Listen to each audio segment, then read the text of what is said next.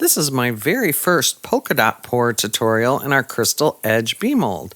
It's from a few months ago, but we're just now getting it online. For this pour I used Pro Resin by Resin Pro, and I mixed up 6.76 ounces, and I'm using Liquitex acrylic inks and Let's Resin Ocean White pigment paste. I mixed up 2 drops of Liquitex Prism Violet and 1.69 ounces of resin. And then I mixed 4 drops of Prussian blue and 1.18 ounces of resin. For the mica powder, I ended up using a Colorshift pigment in 1.01 ounces, and I probably used 2 to 3 tiny scoops. My ocean white from Let's Resin, the pigment paste, is 2 drops and 1.18 ounces, and then I have a clear push that's approximately 1.7 ounces. You start out by pouring the Prism Violet on the bottom, and I did not let this resin sit. As you can tell, it's very thin. Now when I do this pour, I wait till the resin gets to at least 33 degrees Celsius. The next part is you take the Prussian blue and start doing little polka dots on top of the purple you've already poured. And again, since this was the first time I ever did this a couple months ago, I made my dots way too small. As you see, we'll speed it up here in a minute.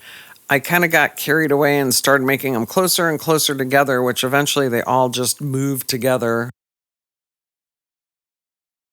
The colors do show up pretty.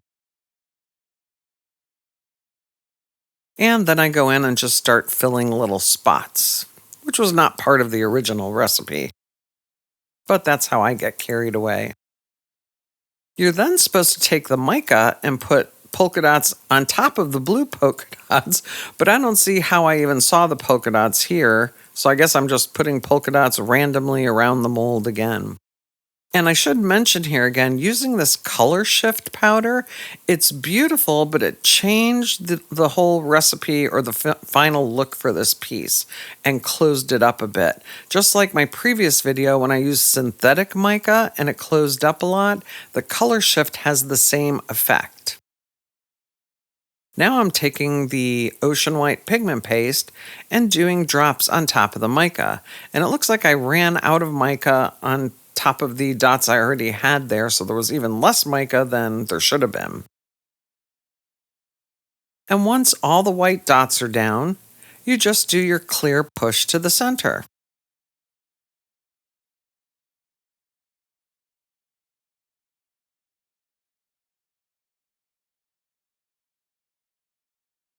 And this is a slow push. The push opens up so you can put a little bit of your glass glitter or glitter in the center.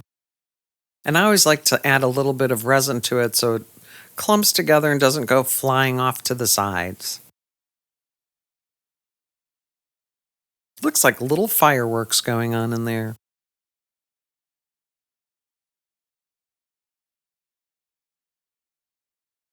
Once the resin is cured, it's time to demold. I do love the colors in this piece. The blues and the purples just went well together.